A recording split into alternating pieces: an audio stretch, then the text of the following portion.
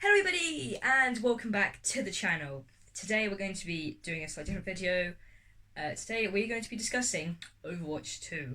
So yes, Overwatch 2 has been fully revealed at BlizzCon. It was revealed yesterday and I am really excited. So it was leaked for a couple of days with some like screenshots, and all of that has been confirmed yesterday at BlizzCon. So today I'm just going to be covering some of the stuff that was revealed, giving my thoughts and opinions, and just sort of giving you the essential details for the upcoming Overwatch 2 game.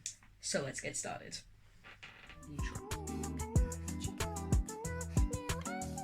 So if you have watched the trailer, the first thing that was revealed was a new animated shot. So it was an 8-minute shot, which is a really long shot. Oh, it's not really a shot, is it? It's sort of like a long.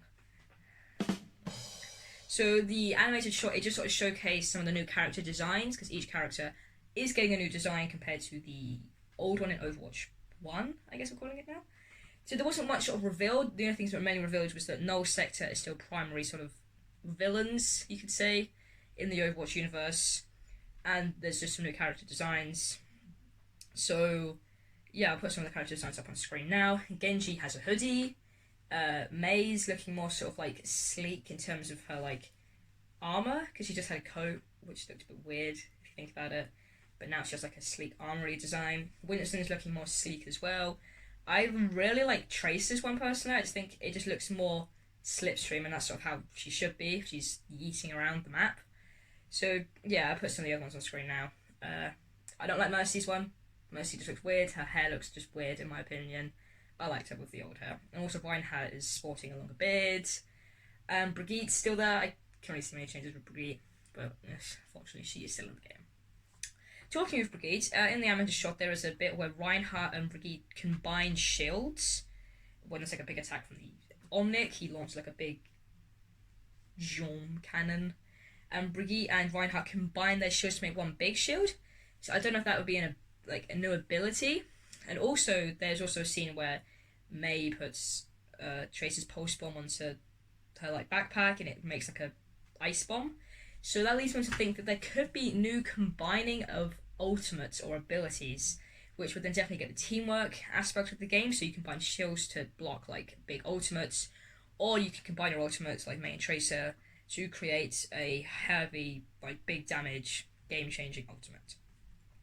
I think that'd be very interesting. Also, there's two new characters which have been fully confirmed. So the first one is Echo, and Echo has been speculated for a very long time now, and she has been confirmed as a new character. So during the animation shot, you can see her like flying around, but it's not flying like Farah. It's more like a plane flying around. So that could be a new flying mechanic introduced into the game. She also has like explosive blasts, not an actual like gun.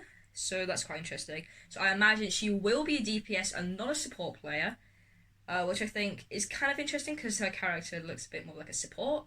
But hey, I'm okay with a new DPS. I imagine her to be a more like crowd control character, as our last DPS character was Ashe, and that was Hit Scan. So I imagine she'll have similar to Junkrat and Hammond in terms of crowd control. And our next character to have been revealed was Sojourn.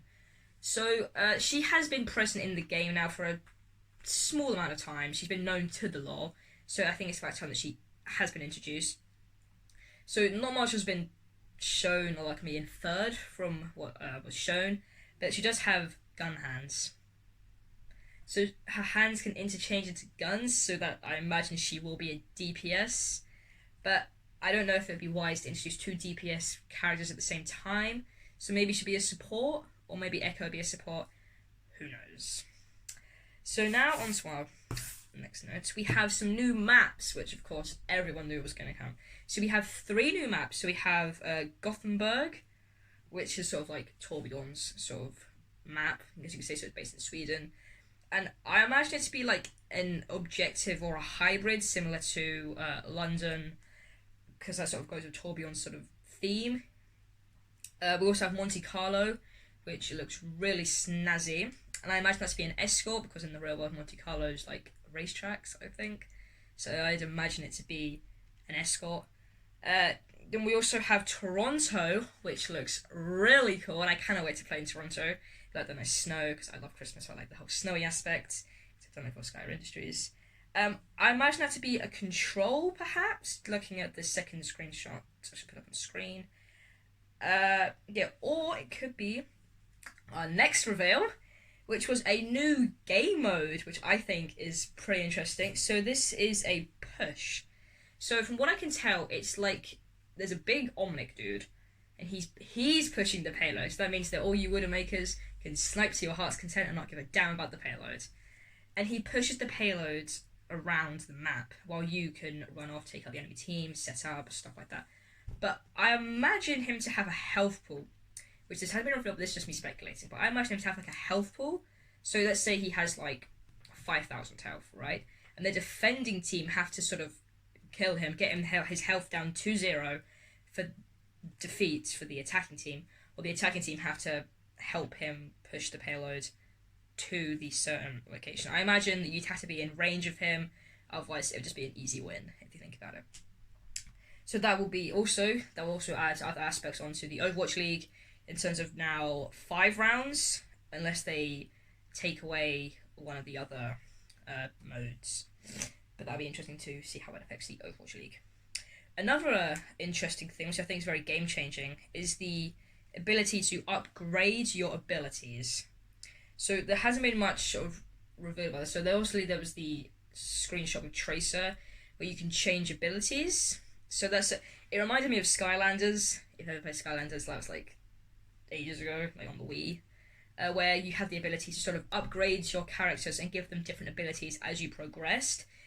But you could only you'd have the choice between ice or fire. And if you picked fire, then you have like a fiery route, and if you picked ice, you'd have like an icy route. So I don't know if it's going to be like that.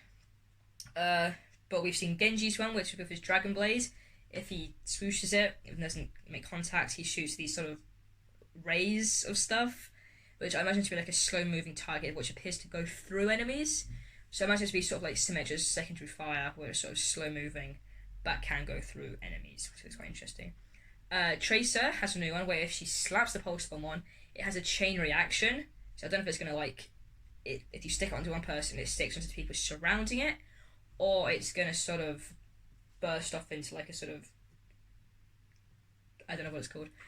So that was also counted the bunker comp and the very dominant shield composition that is going on in today, because people grounded in one area. Interesting. So we also have Reinhardt as well. He's got like a new ultimate.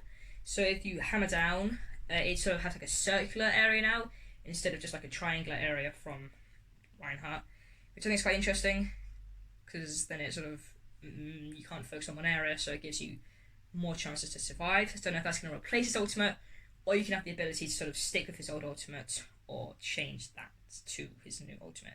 Mei also has a new change to her cryogenic freeze, so obviously currently it just heals you, and that's about it.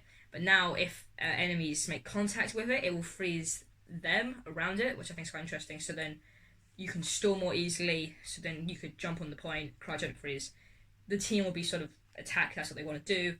You freeze everyone, and then you can get like, set up with a Reinhardt, a Diva Bomb, or even get like a Widow and a Hanzo just to take them out, and then you can finish them off while the team are trickling in, which is very interesting.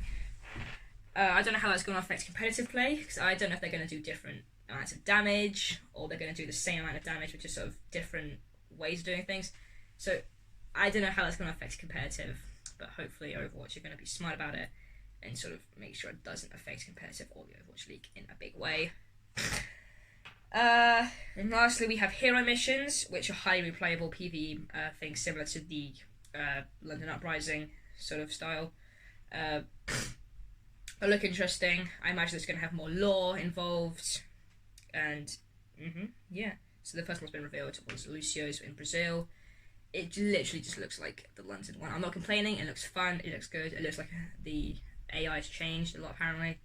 So it's going to add a new sort of way to play instead of just doing straight up games. And I think that's about it, really. And lastly, so just small change. No release date, because the devs team has said that they want to take as long as they can so we get the best experience we possibly can.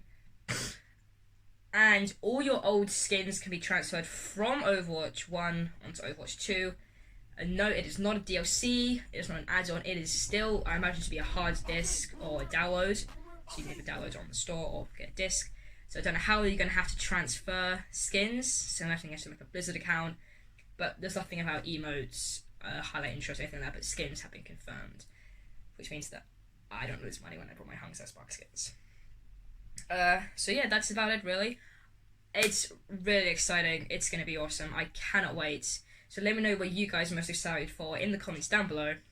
Thank you for watching, and I will see you guys in the next video. Goodbye!